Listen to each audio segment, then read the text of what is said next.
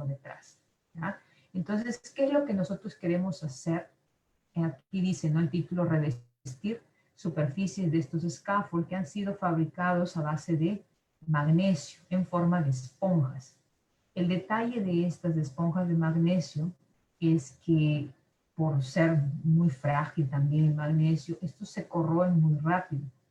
Entonces, no nos da tiempo suficiente para poder tenerlos dentro de nuestro organismo como un implante que le dé el tiempo suficiente para a las células para que éstas puedan aumentar el número y hacer nuevo crecimiento natural de nuestra, sea la piel, sea hueso. Entonces, existe la necesidad de estudiar qué podemos hacer para que estos nuevos materiales puedan cumplir la función que se busca de ellos, ¿no? Entonces, la idea es que, como estos son muy corrosivos, tenemos que buscar alguna alternativa para hacer que esa corrosión se disminuya. Entonces, por eso que planteamos en el título del proyecto era, ¿por qué no utilizamos nanocompuestos de fibroína de seda y de colágeno?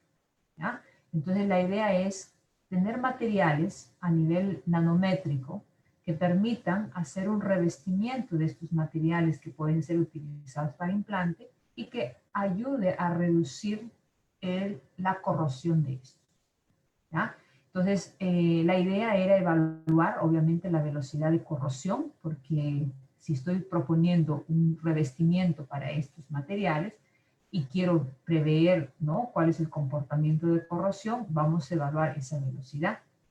Solo que no lo podemos evaluar cuando está colocado dentro de la persona, ¿no?, del paciente, sino que tenemos que simular un ambiente. Le decimos ambientes simulados, ¿no? Y las condiciones tienen que ser las condiciones a las que se encontraría nuestro organismo. Entonces, esas condiciones son llamadas fisiológicas. Entonces, la propuesta en sí viene a ser qué tal responde esta esponja de magnesio a este revestimiento en relación a la corrosión. Si nosotros conseguimos que la corrosión disminuya en el tiempo suficiente para que le dé espacio a las nuevas células para que puedan reproducirse y pueda regenerarse la piel o pueda regenerarse hueso, entonces estamos cumpliendo con el objetivo, ¿no? Entonces vamos a ir viendo algunos detalles de que por qué se plantea buscar nuevos materiales para implantes. El detalle es que muchos pacientes tienen muchos problemas con los implantes actuales. Los implantes actuales, y no quería que algún familiar nuestro no tenga estos implantes si es que haya sufrido algún tipo de accidente, pero por ejemplo los ancianitos cuando sufren algunas caídas, tienen rompimiento de cadera, porque los huesos obviamente ya tienen mucha edad, ¿no? Pero estos se pueden hasta regenerar, entonces colocarle un implante de titanio, el titanio pesa bastante, entonces imagínate la edad, imagínate la situación, es difícil de ellos movilizarse, ¿no? Todo aquel que tiene implantes, realmente el peso del material es un problema. Además de eso también la misma corrosión del material en el tiempo o la liberación de algunos iones de los implantes, estos pueden generar algunas dificultades en los pacientes, molestias, dolores, inflamaciones, ¿no? Y entonces existe la necesidad de retirar ese implante y hacer un nuevo implante, o sea, reemplazar. Entonces, imagínate cuántas cirugías tiene que pasar la persona que tiene que hacer esto. Entonces, realmente es muy delicado, ¿no? Enfrentarse a una cirugía es un peligro, siempre. Entonces, los problemas que podemos encontrar en estos materiales normalmente que son utilizados para implante, ¿no? Son fallas, ¿no? Son fallas en la fatiga del material porque estos se pueden quebrar internamente en el organismo, ¿no? Algunos que son hechos de acero, ¿no? No son 100% eficientes porque muchos se han encontrado cuando los pacientes comienzan a sentir dolores o hay inflamación, es porque algo está sucediendo. Entonces, cuando se les hace la abertura y se les revisa qué ha pasado con el implante, muchas veces esos implantes que se han roto internamente, ¿no? Van liberando iones y esos iones en contacto con el medio va generando inflamaciones en el individuo, ¿no? Entonces, además, aquí podemos ver ¿no? Dice la liberación de óxidos de titanio, o sea, algunas partículas de óxido de titanio, ¿no? Dentro de los tejidos. Es lo que precisamente produce las inflamaciones. Entonces, además, destruye el hueso, ¿no? Entonces, esas partículas de óxido de titanio pueden provocar eso. Entonces, son unos desafíos que, dice, los implantes de titanio deberían, ¿no? Evitar. Por otro lado, también tenemos aquí algunos efectos del contacto del fluido mismo, la misma naturaleza del fluido de nuestro cuerpo, tiene efectos sobre los implantes, porque estos implantes a veces liberan, dice, gases de hidrógeno, ¿ya? Entonces, en el caso de las nuevas propuestas, ¿no? Aquí dice efecto del gas hidrógeno en la evolución de los implantes de magnesio. Entonces, el magnesio muy fácilmente, ¿no? Dentro de un ambiente fisiológico, va a generar liberación de hidrógeno, gas. Entonces, eso va a provocar también problemas en el individuo que tiene el implante. Entonces, también es un desafío, ¿no? Otro, también algunos son de tipo cancerígeno. Entonces, hay que ver qué materiales son utilizados y que no puedan generar luego cáncer, ¿no? Entonces, existe toda una problemática por detrás que necesita ser resuelta. Sabemos que los implantes de titanio tienen muchos años, ¿no?, siendo utilizados en la medicina, pero existen esos problemas que existe la necesidad luego, ¿no?, de poder buscar esas alternativas, ¿no? Aquí vemos qué es lo que pasa también. Algunos implantes, ¿no?, cuando son colocados en estos espacios donde los huesos han sido, de alguna forma, se han destruido, ¿no? Hay que buscar un implante que sea capaz de que se adapte en este medio y que sea a la vez flexible, ¿no? Muchas veces el titanio no lo es, entonces imagínate colocarte un implante en una unión de este tipo y no tengas esa flexibilidad que necesitas. Además, los implantes pueden generar luego el crecimiento de los huesos, dependiendo del tipo de implante, ¿no? El crecimiento haciendo malformaciones en ese crecimiento del hueso. Entonces, también es un problema. Entonces, por eso es que se siguen estudiando materiales que no solamente permitan que crezca el hueso de esa forma, sino que después de una cirugía, aquí se retiran los implantes de metal. La idea es que no se retiren, sino que estos puedan permanecer ahí y el cuerpo los pueda reabsorber después de haber dejado que nuestra propia naturaleza haga la regeneración celular y crezca nuevamente el hueso, ¿no? Pero existen esos problemas de los implantes que van fallando. Entonces, hay que corregirlos. Aquí vemos un cuadrito, ¿no?, que nos muestra un poco la fuerza mecánica, relación entre la fuerza mecánica y el tiempo para reparar la fractura. Entonces, cuando nos colocamos algún tipo de implante, lo que se espera es reparar la fractura, ¿no?, haciendo que el hueso crezca de forma natural. En el caso del magnesio, por ejemplo, ¿no? Aquí vemos, primero vamos a ver la fuerza mecánica y el tiempo de reparación de la fractura, ¿ya? Se tiene un tiempo necesario para eso, ¿ya?, para poder completar. Entonces, imagínate el tiempo que tú necesitas para que el hueso se pueda reparar solo, ¿no? Tú le tienes que dar el espacio a través de los implantes, pero ¿qué es lo que pasa? Si nosotros utilizamos magnesio, el magnesio tiene un pequeño problema. Él es estable hasta cierto punto y después comienza a corroerse rápidamente hasta que desaparece. Entonces, no le ha dado tiempo suficiente para que el huesito, aquí en este caso el verde, es el hueso fracturado. Entonces, ¿qué significa aquí? Que él está volviendo a su estado, está regenerándose, y cuando está en ese proceso de regeneración se encuentra con el magnesio que debería ayudarle, ¿no?, a que siga creciendo porque le da el espacio suficiente para que crezca, y como no encuentra, porque ya está en plena desaparición, vamos a llamarlo de término más simple, simplemente no le deja completar su crecimiento. Entonces, esa es una dificultad en estos implantes, ¿no?, de magnesio. Es la alternativa que se está buscando. Pero son muy buenos. ¿Por qué? porque las características que estos tienen son muy semejantes a nuestros huesos. Si se comparase a las aleaciones de titanio, por ejemplo, en características físico-químicas, tipo densidad y módulo de Young, que son las características que nos pueden permitir escoger tipos de materiales, vemos aquí que en el caso del hueso, su densidad es de 1.75 gramos por centímetro cúbico y el módulo de Young está en 45 gigapascal. Entonces aquí tenemos la aleación de magnesio que proponemos para usarlo como implante. Su densidad está muy cerca del valor de la densidad del hueso. Mira, es casi el mismo, ¿no? Y el módulo de Young también está dentro de ese rango del hueso. Pero las aleaciones de titanio, te das cuenta aquí, estamos hablando de hasta 3 veces más su densidad. O sea, son mucho más pesadas. Además, el módulo de Young está a un valor muy diferente al del hueso. Está entre 2 a 2.5 veces más su tamaño, ¿cierto? Su valor. Entonces, ¿qué es más conveniente? Buscar materiales que se asemejen más a la estructura corporal. En este caso, si quiero reemplazar hueso, entonces el material que debo buscar es alguno que tenga características muy similares a la del hueso, ¿no? Entonces, por eso es una ventaja del estudio de aleaciones de magnesio que pueden ser muy próximos a las características de un hueso. Solo que el problema grande es este, como les digo. El momento de la corrosión comienza muy antes de que le dé tiempo suficiente a la reconstrucción total del hueso. Entonces, esto es lo que queremos evitar.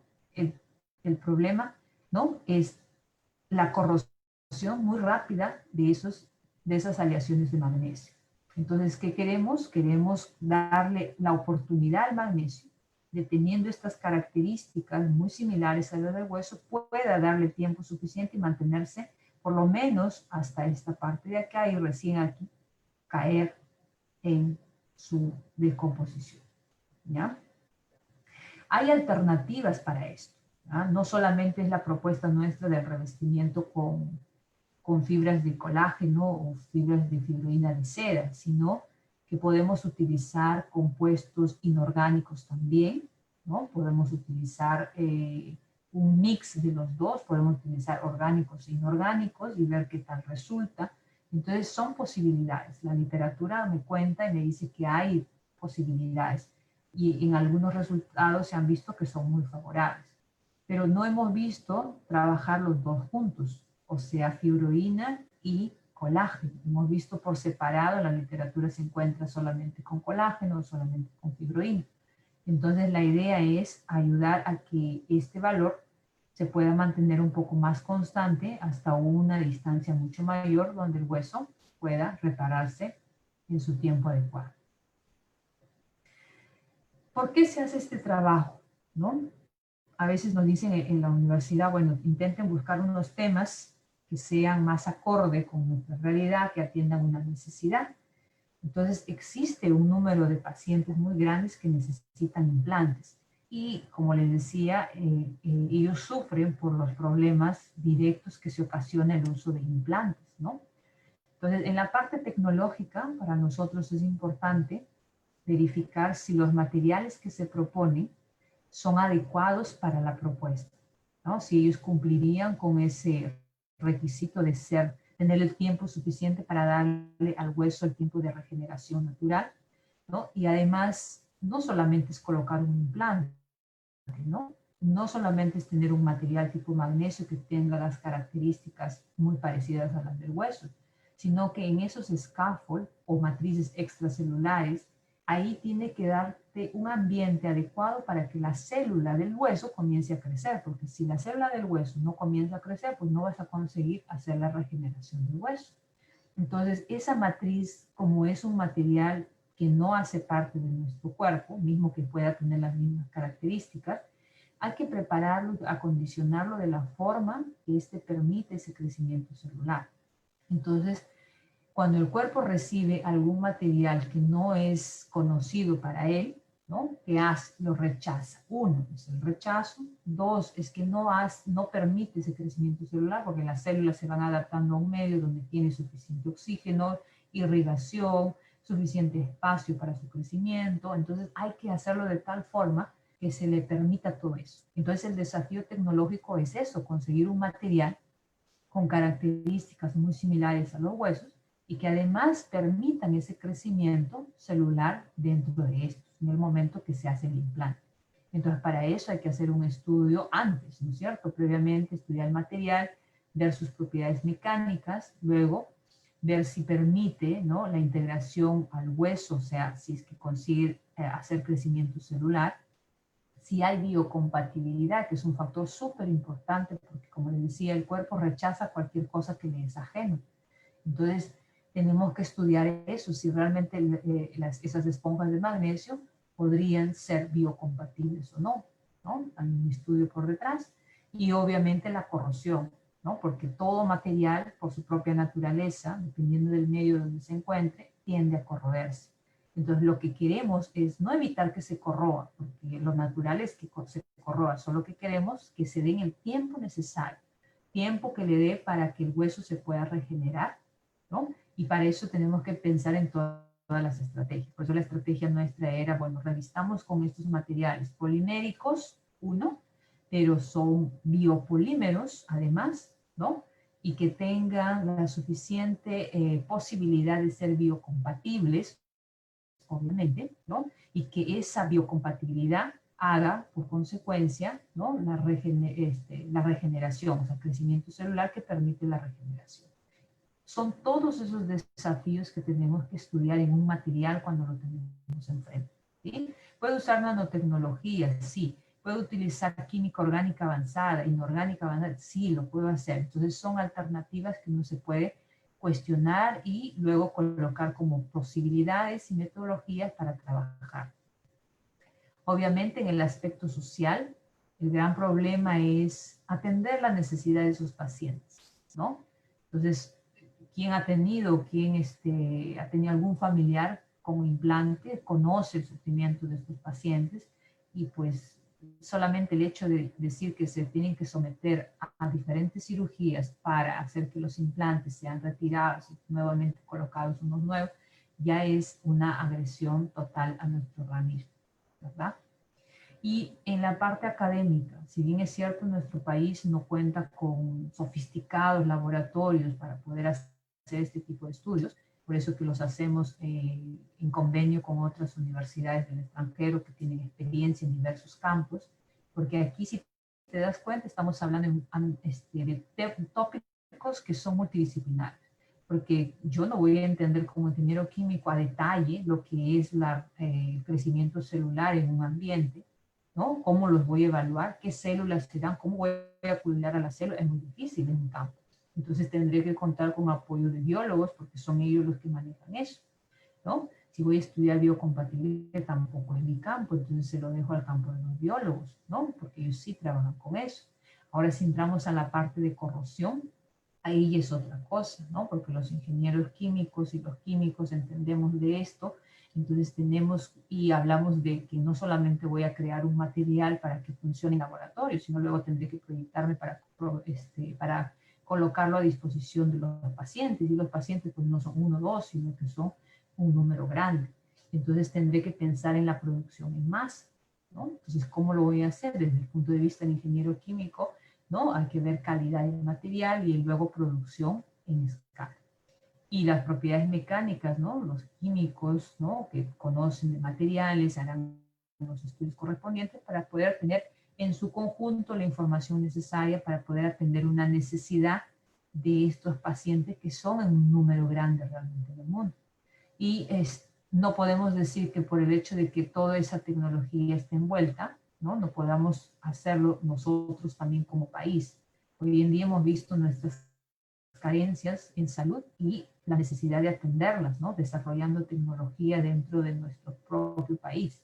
Entonces, ¿cómo? Con el apoyo, obviamente, de la comunidad científica internacional, ¿no? Pero debemos adecuarlo a nuestro medio, o sea, ¿qué es lo que podemos hacer? ¿Hasta dónde podemos avanzar?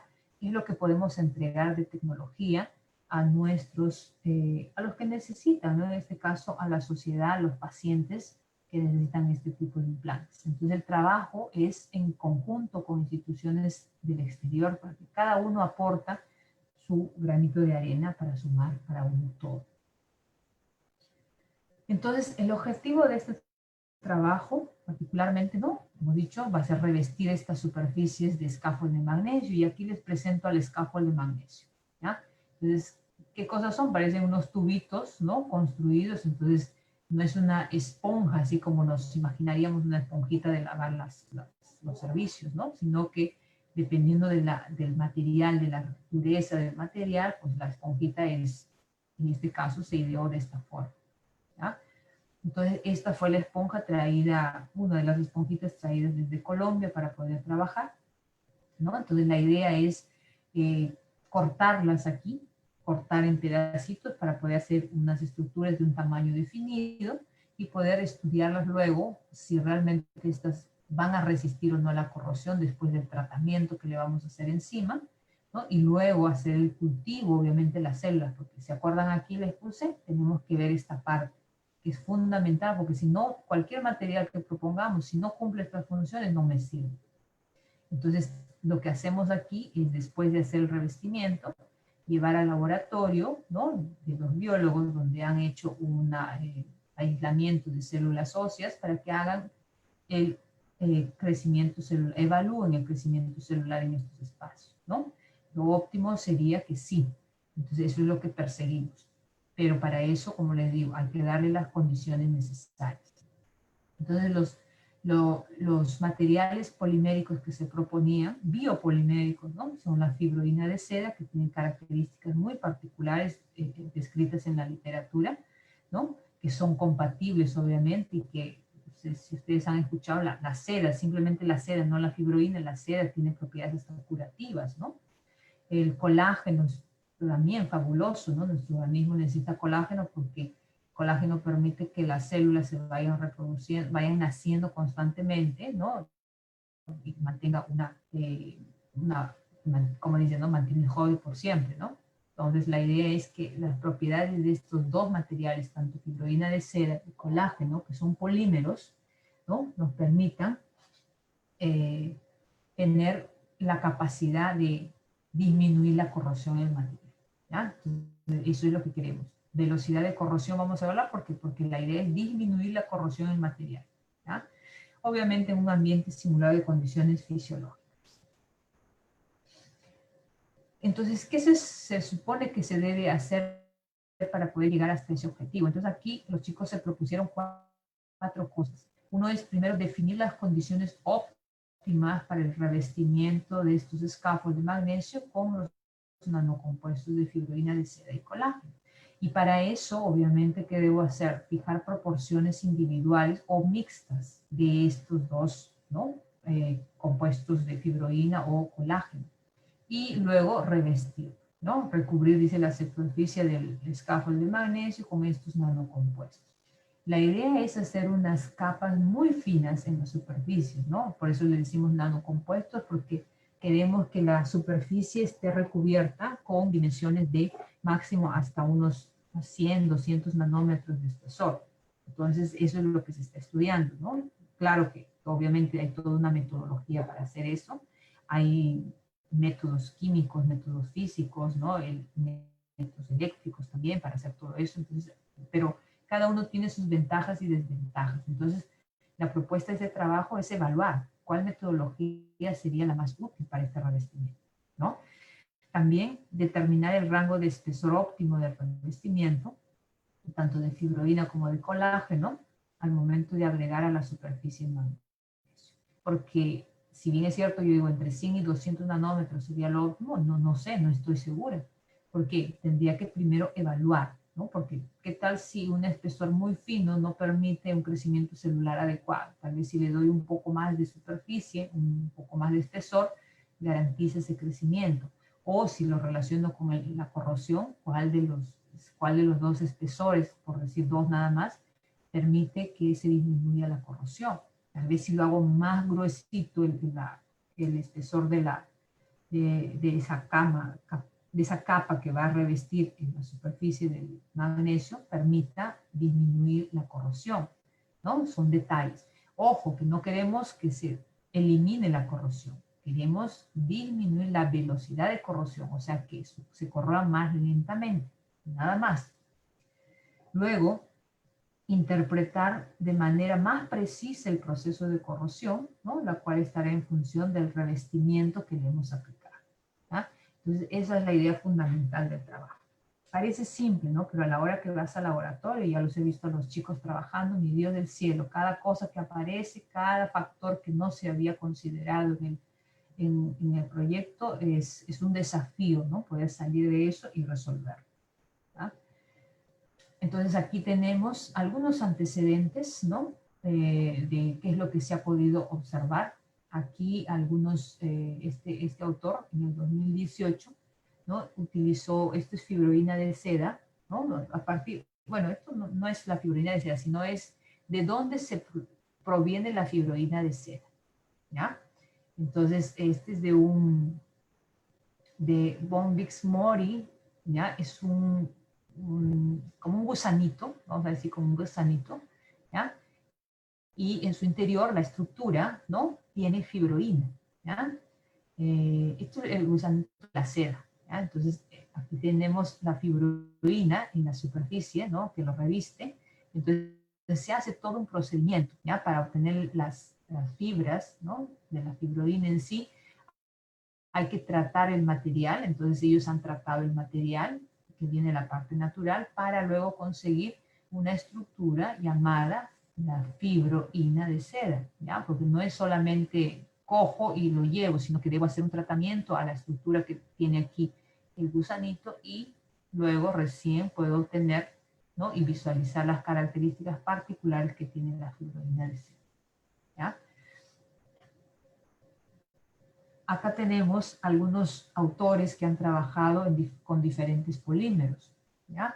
Aquí, por ejemplo, este autor trabajó los distintos métodos de mejoramiento de magnesio y aleaciones frente a la corrosión.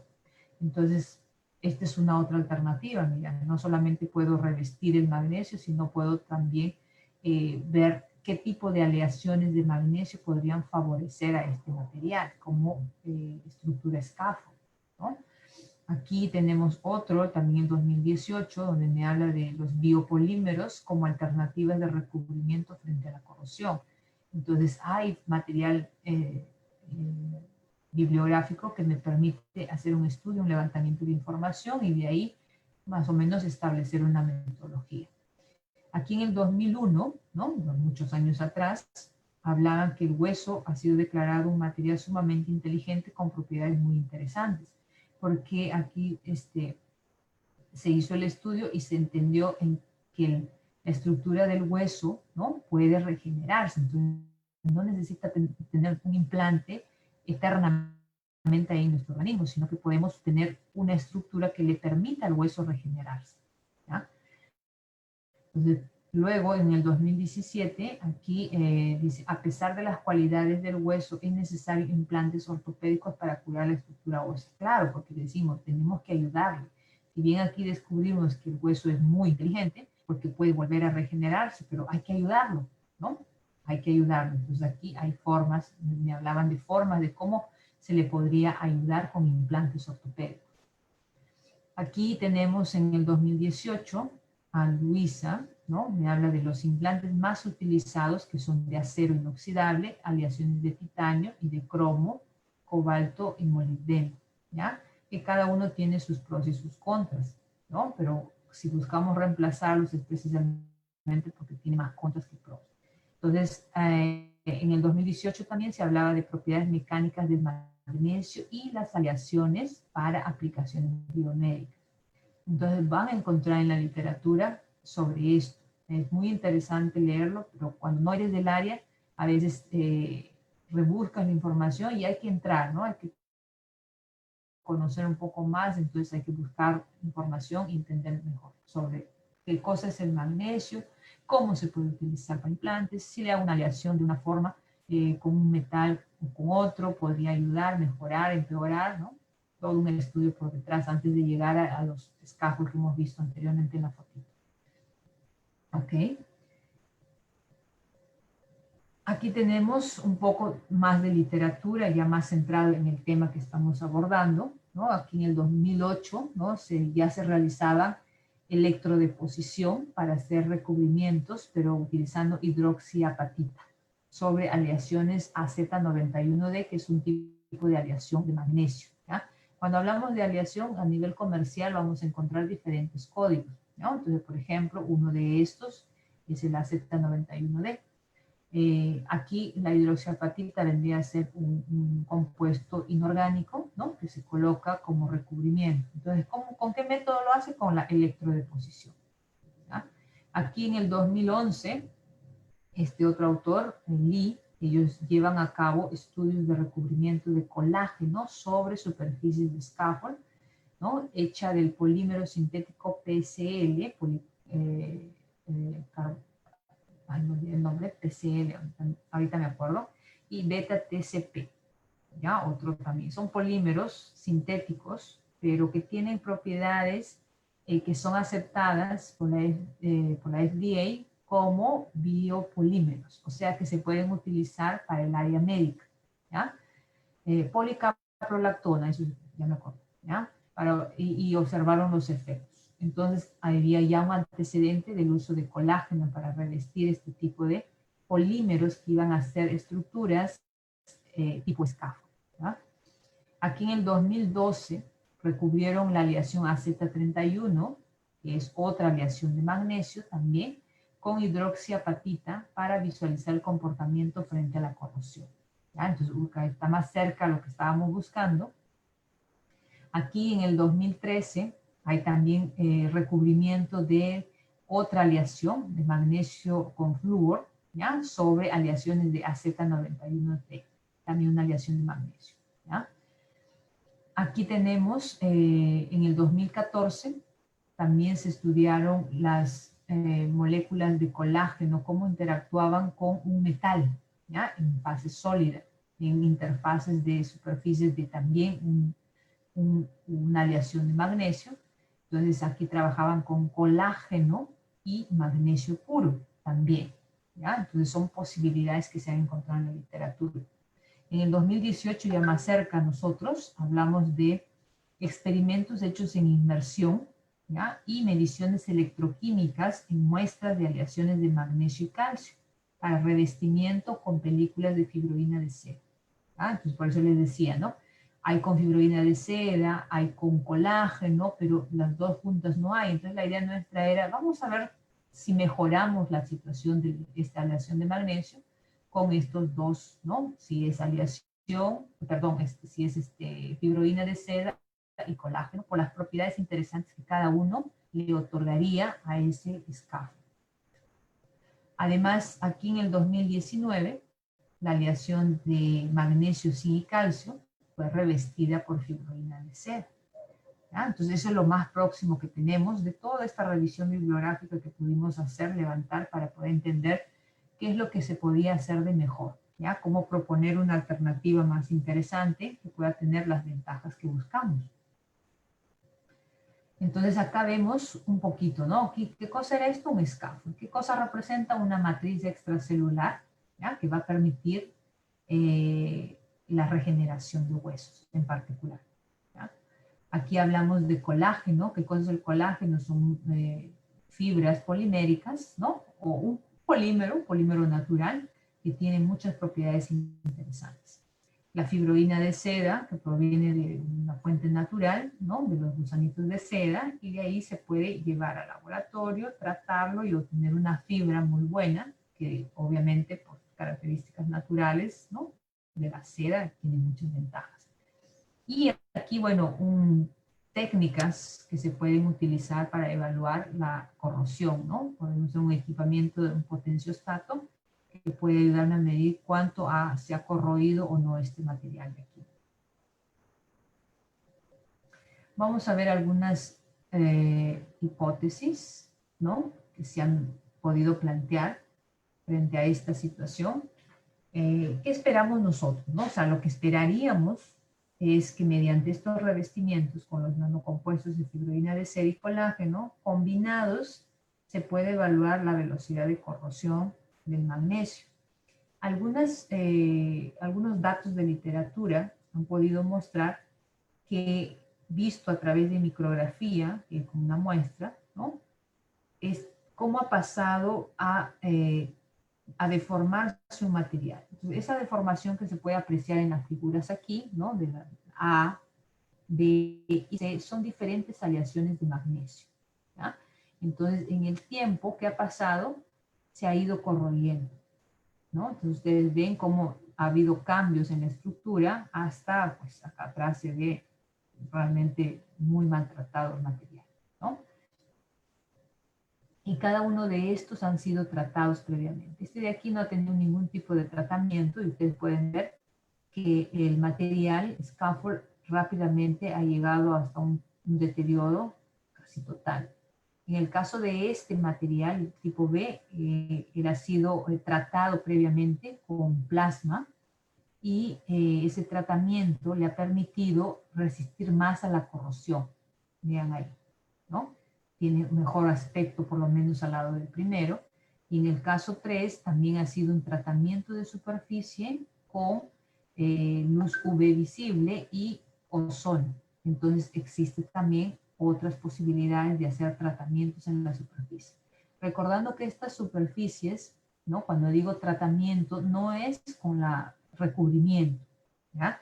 Ese tratamiento es hecho con tecnologías diferentes que pueden generar una superficie en el material magnesio, la aleación magnesio, que luego permita absorber con mejor calidad la fibroína de seda o el colágeno, ¿ya? Entonces, porque así por así nomás, también las aleaciones no son que ya están listas, le cubres con fibroína o le cubres con colágeno y ya está, se pegó y de ahí no va a salir. No, hay que preparar superficie, ¿ya? Entonces, la idea es eso. Tenemos que entender todos esos detalles para poder luego tener un material, ¿no? Por eso que cuestan tanto los materiales, por todo lo que conlleva hacer en ellos. ¿Cuáles eran lo que esperamos, ¿no? Específicamente esperamos que nuestras condiciones de recubrimiento de scaffold magnesio con nanocompuestos de fibroína, de seda y colágeno sean determinantes para disminuir la velocidad de corrosión, ¿no? Entonces los chicos están haciendo unos testes de recubrimiento en este momento y claro que ha habido unas demoras por esta situación de emergencia, ¿no? Si no ya el proyecto hubiera sido concluido, hubiéramos podido mostrar toda la información de los resultados que se han obtenido. Infelizmente ha habido un stop en estas actividades y estamos esperando que retorne todo a su nueva normalidad, como le decimos, para poder concluir, ¿no? Pero hasta ahora hay algunos resultados muy interesantes del recubrimiento, de cómo se ha podido tratar la superficie. Lo hemos tratado con varios métodos y cada método está mostrando un comportamiento diferente de cada uno de los scaffolds. Las proporciones individuales, ¿no? Y o mixtas que se utilizan para reducir la superficie del scaffold de magnesio con estos nanocompuestos mejora la disminución de la velocidad de corrosión. Esto todavía nos falta probar porque necesitamos ver ahora, ¿no? Ya están recubiertos, vamos a enviarlos a Colombia para que puedan hacer la evaluación de la velocidad de corrosión con unas técnicas electroquímicas, ¿ya? Aquí también nosotros pensamos que el rango de espesor óptimo de recubrimiento de la fibroína de seda va a ser de alguna forma determinante para poder disminuir esa velocidad de corrosión. Entonces hemos preparado, las muestras tienen varios, como le decimos, ya varios espesores, claro, eso mismo, ¿ya? Hemos preparado concentraciones diferentes, los hemos hecho en inmersión, y la inmersión, dependiendo de los tiempos, nos va a permitir ver la formación de espesores, unos más gruesos, otros más finos. Entonces, esperamos que eso sea también de alguna forma determinante en la velocidad de corrosión.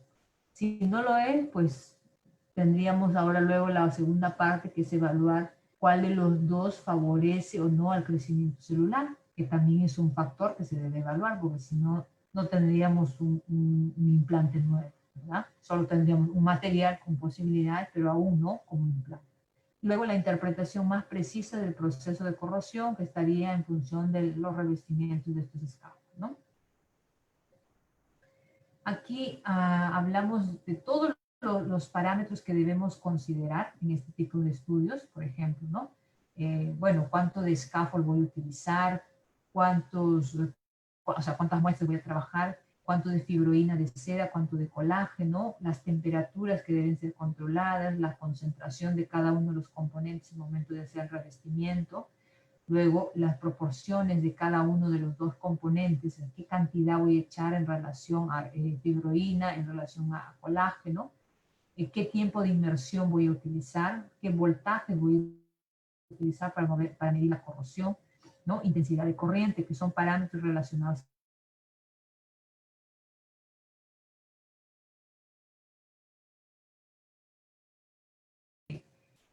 Si no se trabaja dentro de estos rangos, por ejemplo, no podemos hacer las medidas de corrosión. Luego, tenemos que ver, evaluar, ¿no? Como resultado, si la velocidad de corrosión ha disminuido o no. Y también un factor importante que se debe estudiar dentro de estos materiales es la adhesión superficial, ¿no? Porque decimos que la fibroína y el colágeno no es que se van a pegar solitas a la superficie de la esponja de magnesio, sino que cuánto se conoce de su adhesión superficial. Debe haber un número que me permite saber si estoy dentro de ese rango y yo voy a conseguir la adhesión de estos materiales, ¿ya? Y bueno, espesor de la superficie revestida, que esperamos trabajar dentro de 0 y 100 nanómetros. Pero como les digo, si por A o B mando a 200 o a 300 nanómetros y esto favorece o no ciertas condiciones de crecimiento celular, se adecua, se ajusta, ¿no? Entonces aquí, ¿qué metodología hemos utilizado? La idea es una estructura de magnesio, o sea, una aleación de magnesio, la que estamos utilizando. Hemos trabajado con un tratamiento con flúor.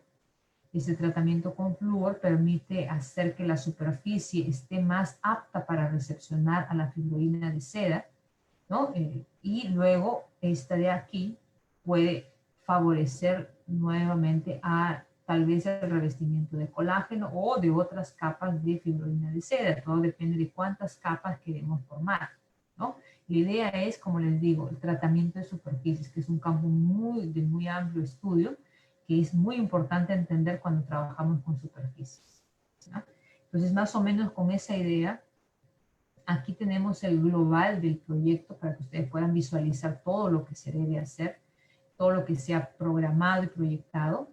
Entonces aquí hablamos, bueno, las esponjas de magnesio que vienen de Colombia. Aquí tenemos los materiales, todo esto lo hacemos aquí en San Marcos, ¿no? Luego tenemos que trabajar en estos materiales, la esponja, la activación de la superficie, ¿no? Del scaffold. Luego trabajamos en el revestimiento considerando todas las variables necesarias. Luego la caracterización de la superficie revestida, y la caracterización tenemos que ver desde la morfología del filme en el revestimiento, utilizando diversas técnicas para esto, y las propiedades físico-químicas, ¿no? ¿Qué propiedades debo evaluar? Entonces acá tenemos varias que me van a permitir observar si tiene las características que corresponden para para un scaffold que puede servir como un material para implante, ¿ya? Y bueno, finalmente presentamos pues, la tesis de los chicos o los trabajos relacionados a papers o alguna publicación científica, ¿no? Entonces aquí hablo un poco del tratamiento que se puede hacer. Con luz UV visible y ozono se puede tratar las superficies, ¿no? Esto es de literatura. La literatura te dice que podemos hacer una irradiación con estas dos posibilidades, y eso va a permitir que la superficie esté más apta para recepcionar otro material que sea afín, ¿no? Entonces aquí se puede inyectar la fibroína de seda. Y obviamente hay que estudiar cuáles son las condiciones de la cámara donde voy a hacer donde voy a preparar la superficie con luz UV y ozono. Hay que considerar presiones menos que 1 kilopascal, la irradiación en ciertas condiciones, ¿no? Y el tiempo de irradiación, que también sería un factor que podríamos evaluar. Entonces van apareciendo N posibilidades y N factores que podemos evaluar. Pero así nuestra investigación sigue creciendo más, ¿no es cierto? O sea, hay mucha cosa por hacer. Entonces, aquí tenemos ventajas y desventajas de los métodos que se pueden utilizar para el revestimiento. Si hablamos de inmersión o hablamos de electrodeposición, ¿no? Podemos ver aquí el método de inmersión obviamente es más barato, ¿no? Es más usado con las referencias y normas técnicas que nos pueden proporcionar. La desventaja es que no se puede controlar los espesores de revestimiento. Es prácticamente aleatorio, ¿no? Otro, que no se logran superficies uniformes. Y el tratamiento previo del scaffold con activación superficial es necesario. Entonces, imagínate, si no haces un tratamiento a través de la inmersión, no vas a conseguir un buen revestimiento. Por otro lado, si utilizas una técnica de electrodeposición, obviamente es mucho más cara. Necesitas conocer muchísimo de la técnica y de todos los factores que van a involucrar a hacer una buena electrodeposición. Pero la ventaja es que es más uniforme y nos ayuda a tener una mejor adhesión. No necesita una activación superficial, ¿no? Y puede ser utilizado para ensamblar rápidamente iones, polímeros y coloides en menor tiempo comparado con la inmersión. El problema es los costos, ¿no? Es muy caro y envuelve mucho conocimiento, que a veces los chicos de pregrado no lo manejan muy bien porque no es que no lo sepan, sino que los fundamentos lo tienen, sino que tienes que tener mucha práctica para poder saber cómo trabajar con electrodeposición, ¿ya? Y las desventajas, por ejemplo, la solución de fibroína de seda no es conductora de la corriente eléctrica. Uy, imposible. Entonces, si no hay conducción de corriente eléctrica, no puedo hacer un trabajo con electrodeposición. Entonces, descartaría este material, ya no se puede trabajar, ¿verdad? ¿Se podría tratar para volverla conductora? Sería una posibilidad. Entonces, hay que hacer otro estudio además de lo que se propone, ¿no? Los electrodos de trabajo, referencia y contraelectrodos son muy costosos, eso sí, costosísimos, ¿no? Y se utilizaría más reactivos para convertir la solución de los compuestos en conductores. Entonces, son situaciones a las que nos enfrentamos a la hora de poder escoger metodologías para poder conseguir revestimiento. Con términos simples parece fácil, pero todo lo que implica hacer esto, ¿no? Aquí ellos propusieron más o menos qué es lo que harían en laboratorio. Están trabajando, han trabajado con varias de estas posibilidades, ¿no? Es simplemente qué es lo que voy a evaluar. Voy a evaluar tiempos de inmersión, cuánto de fibroína de seda, cuánto de colágeno, cuánto de mezcla de los dos puedo trabajar. Entonces ahí sale un número grande de muestras que voy a tener que evaluar. Más aquí un poquito es la estructura que ellos han planteado, o sea, cuánto de fibroína de seda, las concentraciones que trabajarían, ¿no? Colágeno también, la preparación, luego la inmersión, los tiempos de inmersión que ellos se propusieron, ¿no? Y esperamos que los resultados nos sean favorables en algunas de las posibilidades. Aquí ellos dibujan cómo se hace, ¿no? Todo el procedimiento para el esquema de revestimiento de fibroína, esquema de revestimiento del colágeno, que no es ningún secreto, es básicamente preparar la solución de fibroína, la solución de colágeno, hacer una inmersión por un tiempo definido a ciertas condiciones de humedad y temperatura. Luego de la inmersión se retira el material y luego se almacena, ¿no? En ambos casos. Aquí también esquema de revestimiento de seda con colágeno. Entonces, es básicamente la mezcla de los dos, ¿no? Entonces, yo puedo hacer mezcla de los dos o puedo primero hacer uno, una inmersión y obtener uno, y luego hacer secar y luego llevar a la otra solución, hacer la inmersión y tener un revestimiento después. O sea, uno encima del otro. Son posibilidades, ¿no? Uno se puede plantear diversas formas. Las muestras que ellos trabajaron, el número total de muestras que trabajarían, 21 muestras en total con repeticiones, porque la estadística me dice que necesito trabajar con repeticiones para verificar si están respondiendo a la misma repetibilidad el experimento, ¿verdad? Los equipamientos que se utilizan son diversos, ¿no? Tenemos el XPS, que es un tipo de espectroscopía de alta energía, ¿no? Para poder medir espesura de superficies. El FTIR, para poder ver si realmente consiguió revestimiento en la superficie. SEM, para ver la morfología del material, ¿no? Para medir tamaño de las fibras. Aquí, este es el DLS, para medir tamaño de fibras. Aquí algunas fotos de resultados que esperaríamos, ¿no? Aquí tenemos, bueno, el potenciostato, que como le decía es la la técnica para medir la corrosión es una de las más, también necesitas conocer bastante de la parte electrolítica, entonces todos los resultados que tendrían que evaluar, los tiempos que vamos a hacer la medida de la corrosión. Aquí unas figuras para que ustedes puedan ver. Aquí quería mostrarles esta partecita, la hidrofobicidad. Es importante conocer si es hidrofóbico o no es hidrofóbico la superficie. ¿Por qué se estudia también la hidrofobicidad de la superficie que ya ha sido revestida? Se estudia porque esto de aquí permite crecimiento celular, favorece crecimiento celular. Entonces hay un valor que me dice, ¿no? Si es hidrofóbico o si es menos o más hidrofóbico, esto puede permitir crecimiento celular. Y no es solamente que quería evitar que la corrosión disminuya en tiempo, sino que también esto permita que haya crecimiento celular, ¿no? Entonces, si ya desde ahí voy pensando en que si puedo conseguir una superficie con características de hidrofobicidad adecuada, ya estoy pensando en el futuro. Bueno, ellos hablaron de, bueno, ¿qué se debe hacer en estos tipos de trabajos? Siempre tener gráficas de control para poder hacer un análisis bien detallado de los resultados que estamos obteniendo.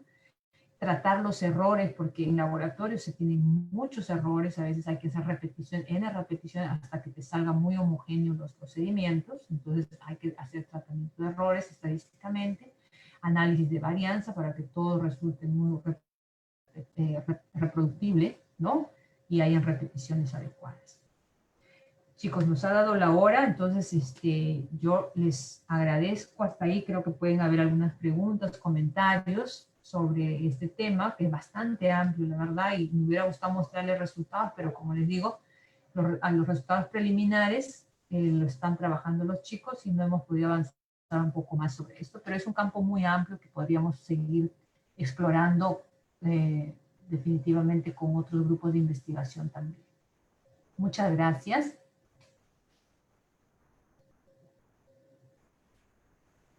Muchísimas gracias, doctora. Ahora podemos comenzar con una pequeña ronda de preguntas. Tenemos una pregunta. Mencionan si hay posibles efectos secundarios.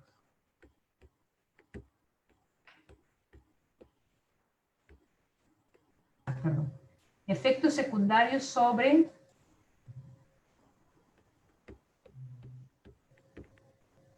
Efectos secundarios no mencionan, me imagino que debe ser respecto al tratamiento o quizás entre los métodos de inmersión o el método de electrodeposición. Algunos efectos secundarios. Mira, la idea en este tipo de trabajos es que si yo quiero un material que va a ser utilizado en el área médica, estos tienen que ser, no tienen que tener efectos secundarios. O sea, lo que estamos estudiando en sí es reemplazar materiales que hoy se utilizan en la medicina, ¿no?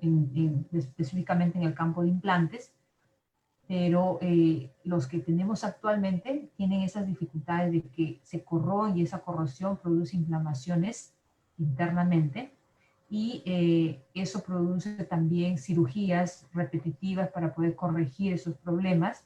Y la idea de proponer este tipo de scaffold es que ellos no tengan ese inconveniente. Por eso que se escogió un material, en este caso el magnesio, una aleación de magnesio, que pueda ser reabsorbible por el organismo.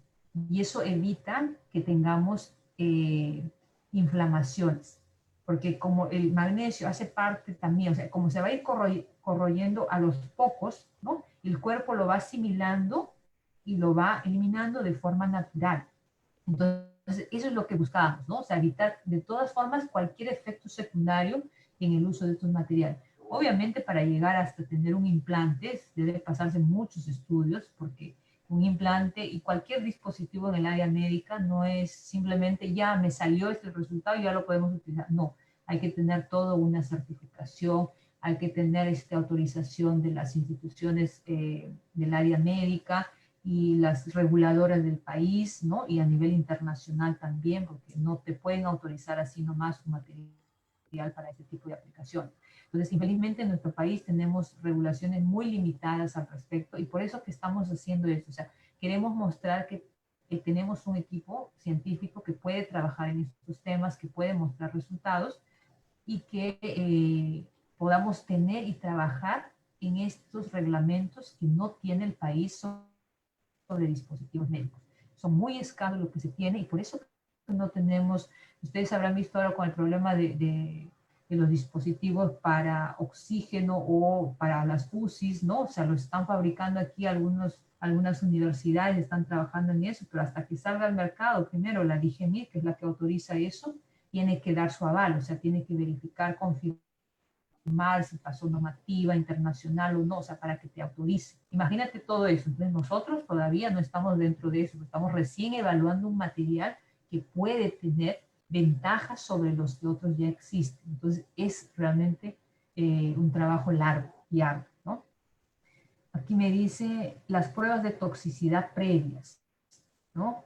Hay pruebas de toxicidad previa. Sí, estamos haciendo eso. De eso no lo toqué aquí en la presentación, pero sí es necesario hacer pruebas de toxicidad y se ha previsto dentro del proyecto completo, porque esto es solamente una partecita del proyecto, porque esto lo están trabajando los estudiantes, ¿no? En particular, pero el proyecto en sí que tenemos ahí en San Marcos evalúa toda esa parte de toxicidad, toda esa parte de crecimiento celular. Como les digo, es un trabajo multidisciplinar, ¿no? Entonces es un trabajo que lo hacemos en conjunto con la Facultad de Biología para que ellos puedan evaluar estos aspectos que no he tocado hoy en la presentación, pero sí, hay pruebas de toxicidad que se deben hacer y están planeadas dentro del proyecto, pero tenemos que tener el material listo para hacer eso. Y la aleación a nivel de producción es costosa. Sí, infelizmente la aleación es costosa. Y por eso que nosotros no lo podemos hacer porque nuestro grupo particular en San Marcos no hace ese tipo de aleaciones. Lo trabajamos en coordinación con el grupo de Colombia. Y ellos son los que tienen su laboratorio y ellos lo han preparado y realmente es un costo alto, sí. Por el momento todavía lo es. Otro me dice aquí... Menciona qué otros metales o polímeros se podrían usar para sintetizar los scaffolds. Para sintetizar los scaffolds se están utilizando quitosano, se utiliza el PLA, PLGA, perdón,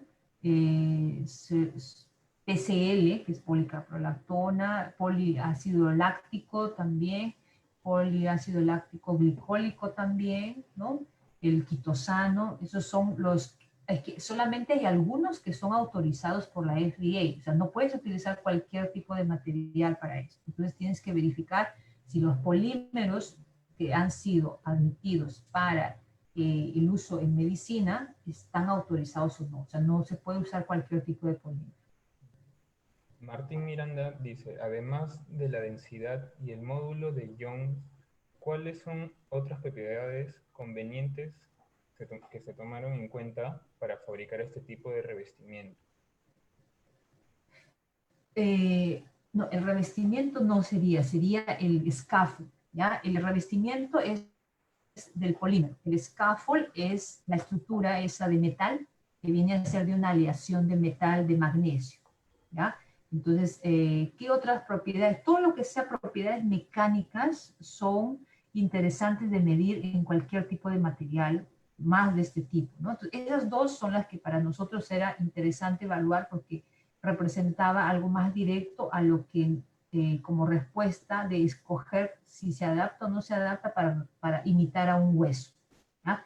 Pero sí puedes hacer otras más también, tensión, puedes hacer tensión, que también es interesante, ¿no? Entre las mecánicas, son cuatro en realidad que se hacen, no se hacen mucho, ¿no? Okay, Jaira López pregunta, ¿qué componentes tiene la aleación de magnesio que van a utilizar? ¿Qué componentes tiene?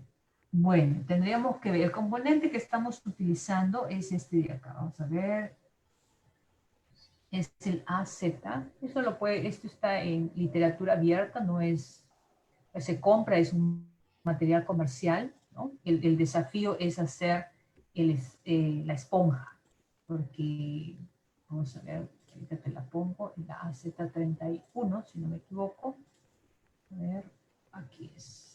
esto, AZ31, eso mismo, es la aleación AZ31. ¿Ah? No sé si está publicado la composición del AZ31, pero si quieren revisar en literatura un poquito, pueden ver magnesio, aleación de magnesio AZ31 y tiene aluminio, mira, tiene aluminio y tiene zinc. Magnesio 96%, aluminio 3% y zinc 1%. ¿Ya? Eso es lo que... Jan Sotelo dice, mencionó que de los gusanos de seda se extrajo fibroína y esta colabora con crecimiento celular. ¿Habrá algún otro insecto que se pueda extraer algún provechoso para implantes? ¿Algún otro animalito provechoso para implantes? Mira, la naturaleza es tan amplia que sería cuestión de buscar qué posibilidades tenemos.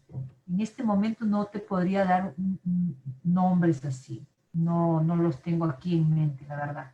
Pero sí sería bueno explorar un poco nuestra naturaleza.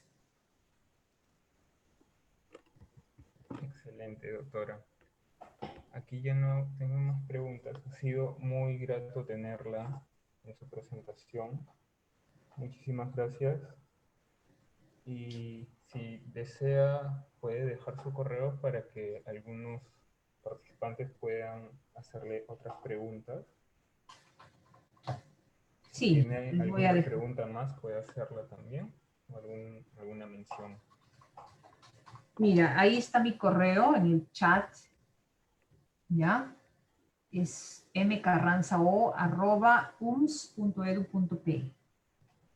¿Ya? Cualquier cosa, si quisieran integrarse al grupo de investigación también, estamos abiertos porque, como les decía, el trabajo es multidisciplinario, necesitamos chicos que puedan también trabajar en estos equipos. La idea de involucrarlos a estos muchachos era porque nosotros somos capaces de hacerlo, ¿no? Bien es cierto, es bastante amplia la información que ellos necesitan trabajar.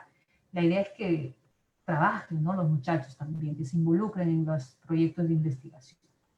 ¿Ya? Muchísimas gracias a ustedes, chicos, por la invitación y estamos abiertos en cualquier momento a apoyarlos también. Pues me despido. Muchas Gracias, gracias. doctora. Buenas noches. Gracias.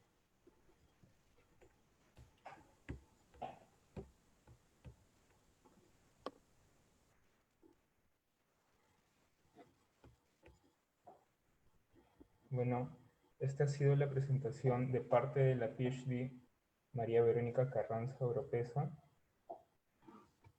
A continuación, haremos una mención sobre las siguientes conferencias que se vienen.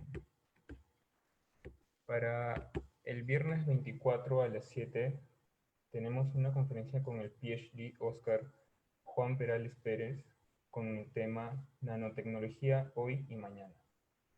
Y posteriormente, el viernes 31 a las 3 p.m., tendremos al PhD Elmer Nahuel Monteblanco Vinces con el tema en fundamentos de la espintrónica aplicada a nuevos dispositivos, nanoosciladores, memoria no volátiles, nanosensores de campo.